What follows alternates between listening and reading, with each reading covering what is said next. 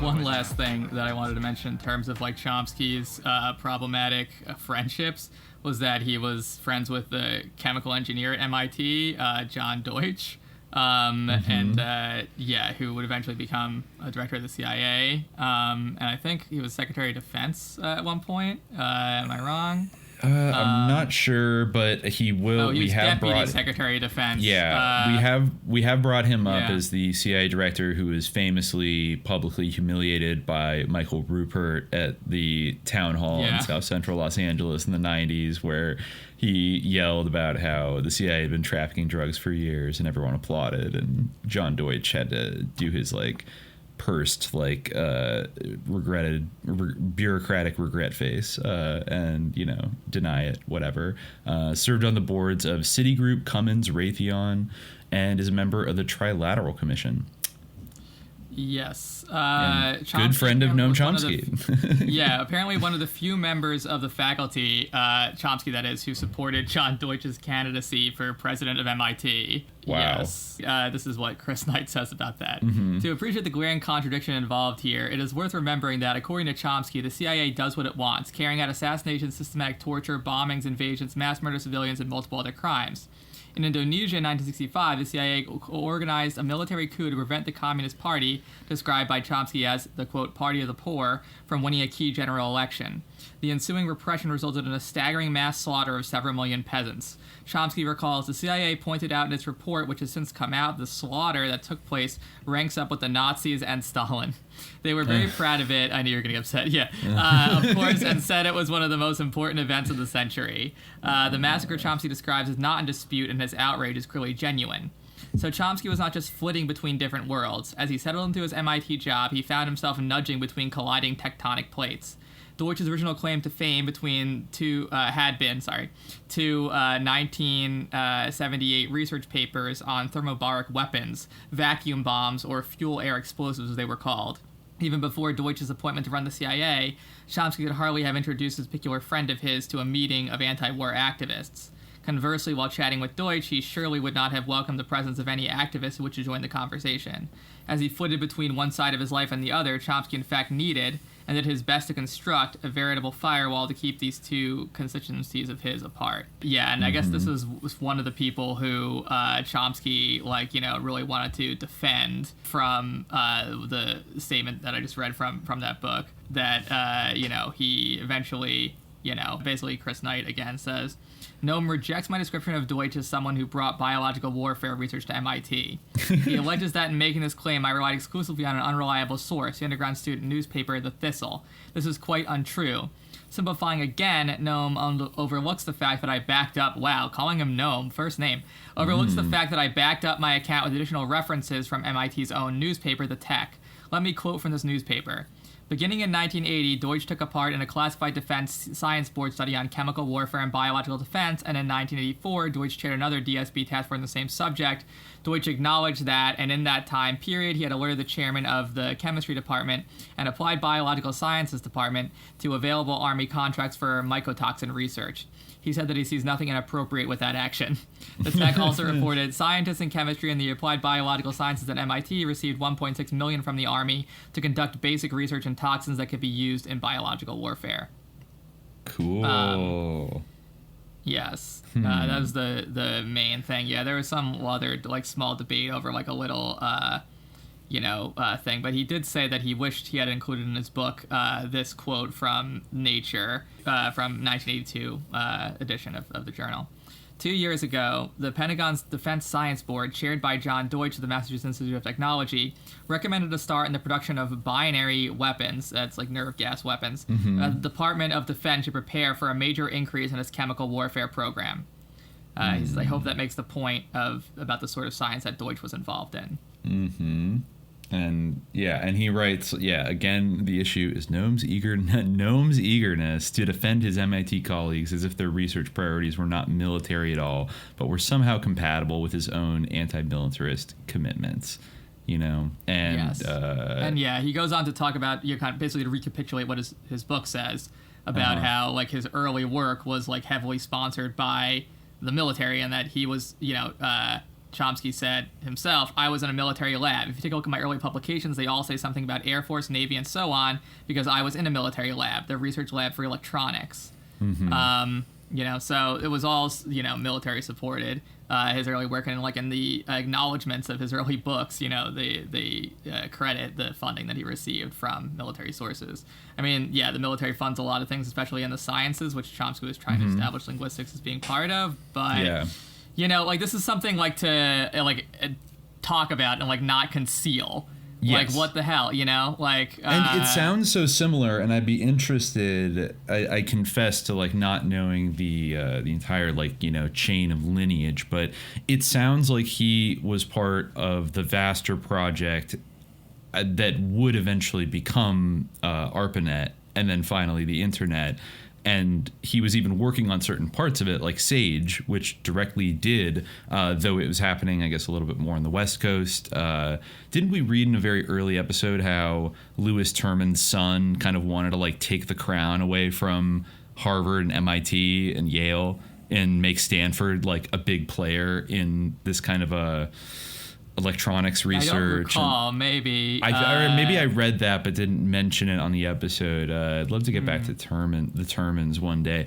But I think you really did see it, SRI at UCLA and Stanford. They, I guess, found a way to construct a programming language.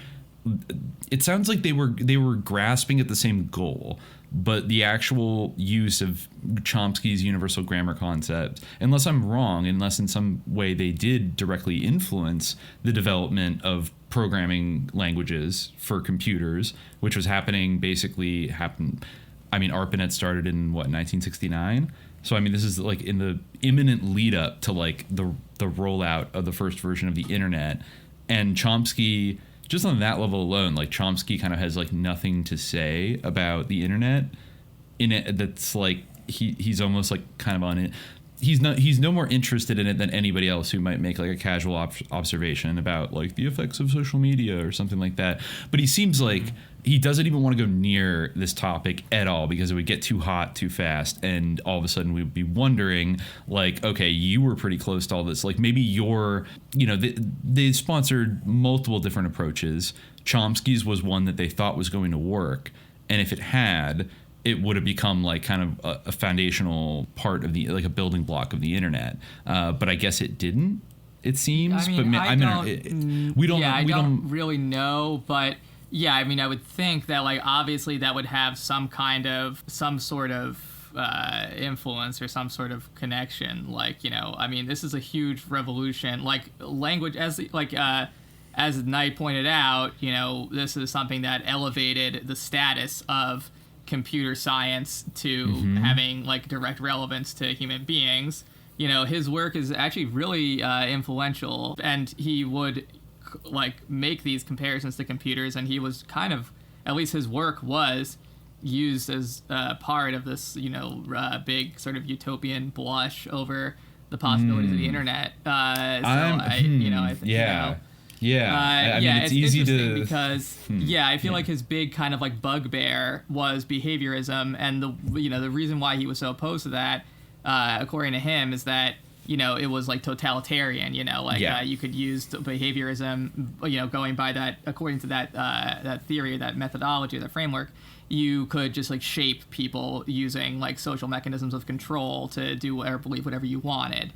Yeah, but, which isn't a wrong concern to have about B.F. Skinner and behaviorism. B.F. Skinner's pretty sus. No, but it is interesting that he had such an impact on the development of the idea of the mind as a wet CPU, and therefore you would to me, I think of computers as being programmable, whatever their hardware is or whatever, if they have inbuilt firmware or something that's a language DNA code thing, you can hack it still, you can hack the system if the mind is a computer, Yeah, so. Exactly. Well, that is leading me to, I'm going to drop a bit of a hot take, hypothesis of a way of looking at a lot of this linguistic work, or really just pose this question. But in some ways, was Noam Chomsky sort of a technocratic capitalist Lysenkoist for the Americans? Like, yeah, I think and, actually, and I'm speaking as not true. not an expert on Lysenkoism by any means. I am fascinated. I'd love to do an episode about it one day. But I just, if we're even just taking kind of the normative understanding of Lysenkoism, that it was like ideologically motivated, and it's like ideology like got in the way of, and like debunking God, what was it? Like Lamarckism or whatever. Like basically like offering a whole new theory of how, like genetics and things like that, and how there are things about it, about how like nature like naturally tended towards cooperation instead of like struggle and violence, and like the idea that like the animal kingdom was like a vicious, like the biological world of like plants and animals was like inherently like violent, and like every being for itself was like bourgeois propaganda, and like there was that whole thing, but there was like an ideological use value contained in doing that. So, you could just say like, oh, but the science, like, but we all know that like science is always mediated by whoever's in charge.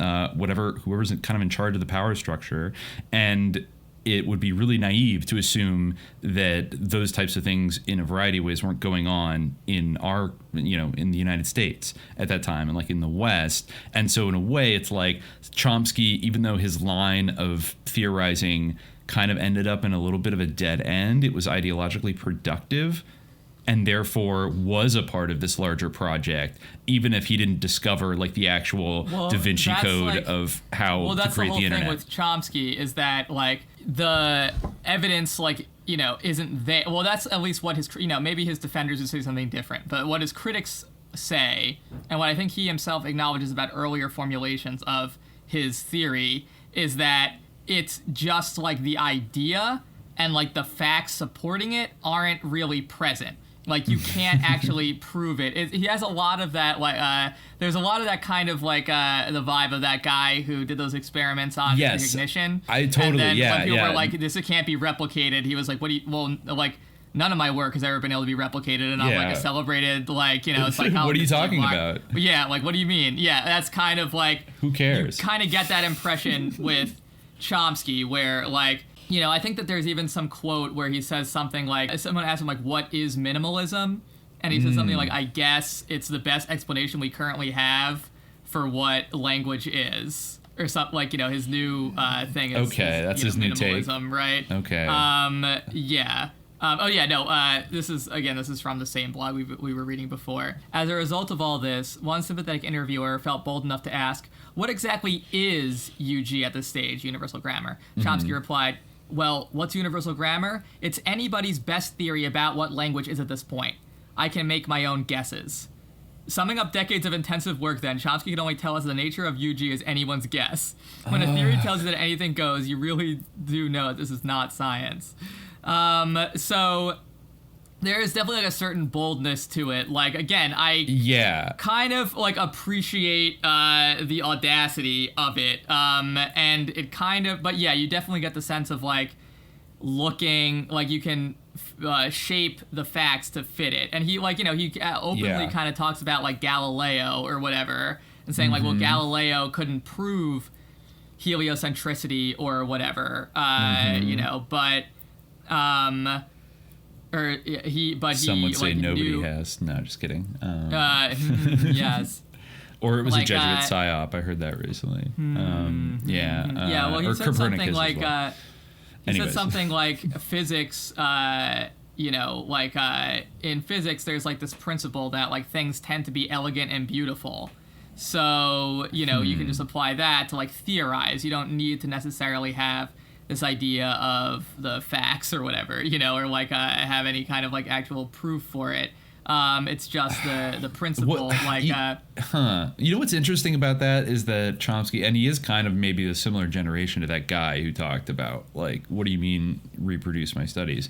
But it's basically, it sounds like, it's like when the mask comes off a little bit, he really is a social scientist at the end of the day, not a hard scientist. Which is shocking because he hates the social sciences and doesn't consider them to be like real sciences or to have anything of value to say about anything. Yeah, so much of his ego is wrapped up in like this firewall personality. I think that is unfair to the social sciences to say that. Like, I'm not. No, in a way, you're right. In a way, it is unfair, because but it's he hasn't done any significant social scientific work.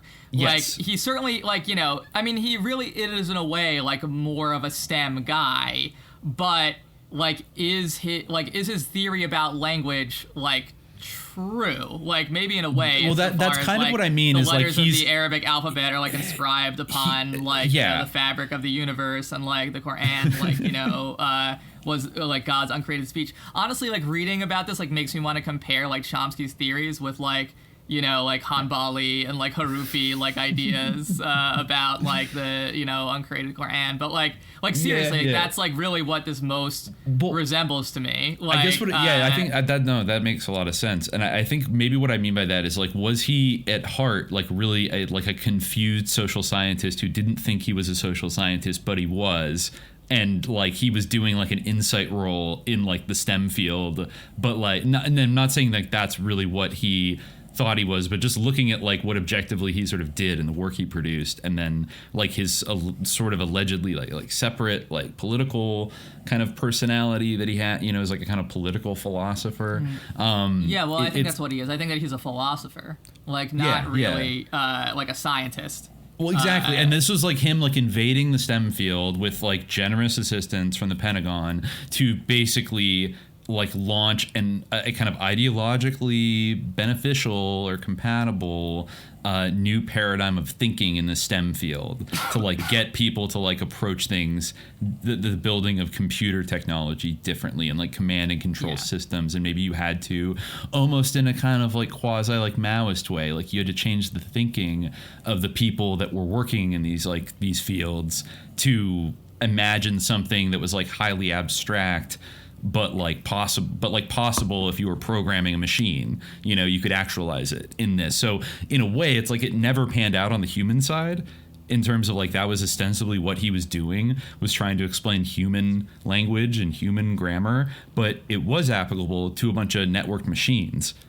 And I mean, I guess even then it allegedly it broke down in this, like once you got to the 70s, because they realized that his actual like formulas and stuff, all these like mathy principles and, you know, calculations that he wrote to basically explain universal grammar, like didn't really have any relevance, because they were kind of like smoke and mirrors. It's actually funny that you mentioned that, because there's this book that he wrote that's very hard to find. This is great. This is, you know, again from Knight's book, which like will draw on heavily as one of the prominent critiques of Chomsky here. So he says, the benefits, you know, talking about the Pentagon sponsorship, the benefits went beyond finance. Pentagon endorsement on such a scale gave the impression that even if much of Chomsky's work seemed incomprehensible, it must surely be good science. The military are hard-headed folk. You know, this kind of reminds me a little bit of Theranos almost, actually. Like, George Schultz invested in it. James Mattis, Mad Dog Mattis invested. How could it be a fraud? They would, like, the military are hard-headed folk. They would not be wasting their money on some left-wing activist nonsense. The most awe-inspiring and incomprehensible of all Chomsky's writings at the time was his full-length work, The Logical Structure of Linguistic Theory, written during his years as a junior fellow at Harvard. In 1955, the University of Pennsylvania awarded Chomsky his PhD for submitting a thesis consisting of just one chapter. I wish.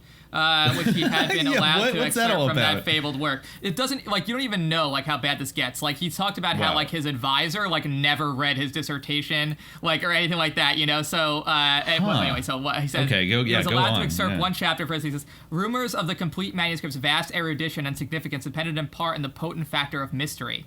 First, it was written in dense mathematical formulae. Secondly, it was almost impossible to get hold of a copy. Even the copies which did exist seemed to have been changed in each reprinting, so that no one knew quite which version was supposed to be the authentic one. The magic evidently worked. As dense as the book is, as restricted to as its availability was, and as partially read as it was, even by those few who had access to copies, the very existence of the manuscript stood as a guarantor to any gaps of coverage or generality of explication that I perceived as intact structures. This is a quote, I guess, for some earlier Chomsky critic, maybe. Those who loathe Chomsky and all his works include, predictably enough, a number of prominent linguists on the political right. Two of these, however, Paul Postal and Jeffrey Sampson, were formerly ardent champions of the Chomskyan revolution, which complicates any simplistic attempt to dismiss their intellectual skepticism as political ideology. In recent years, Postal has taken to denouncing Chomsky for his un-American activities, condemning his political output as all of a piece with his junk linguistics. Such diatribes do little to foster rational debate, but not all Postal's criticisms of Chomsky and his, quote, biolinguistics followers are so easily dismissed. Sampson's disillusionment first became evident in a 1979 book review. Scandalously, he described Chomsky's 1955 dissertation, now at long last published for all to see, as a long book full of algebraic notation, which may look impressive to the mathematically naive, but which, when carefully examined, turns out to be mathematically semi-literate, containing various expressions which are meaningless, or say something other than what the author evidently wants to say, or at best choose a gratuitously obscure way of saying something which a competent mathematician would express straightforwardly. Wow. Wow.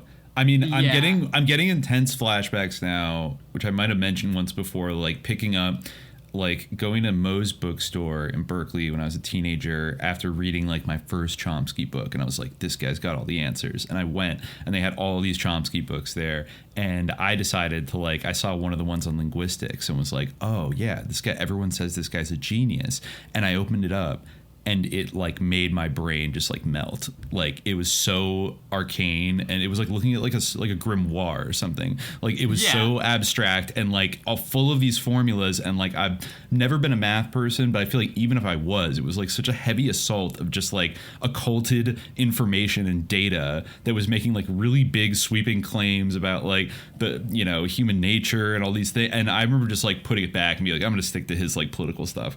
Like, you know, like I was successfully psyoped by it. I was like intimidated by this dude's writing. It was like, whoa, this is like too complicated. And so it's quite liberating to hear that other linguists like called him out for just publishing and kind of like Mad Lib gibberish. Like super big Chomskyians who were like, you know, danking him in the prefaces to their books and talking about how like his theories would accord. I have a theory about that. I have a theory about how that could make sense. If in the early 60s they were working with him, even if they knew he had like sort of like lefty anarchist leanings, they believed that he was like contributing essential research for like building military command and control systems because they were right wing, right? They would have probably been in support of that. But then the combination of him kind of going above ground to like become this figure that's like anti-Vietnam War, and then the military's realization of finding a different way to build command and control systems and through ARPANET and things like that, meant that now his linguistic gibberish was of no longer like strategic tactical use to like the United States government and the military.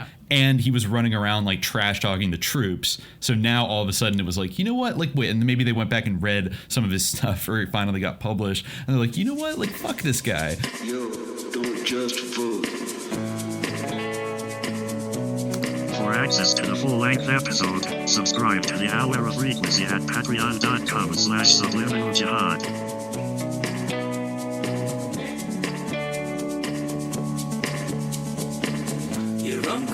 Old saying is still the same.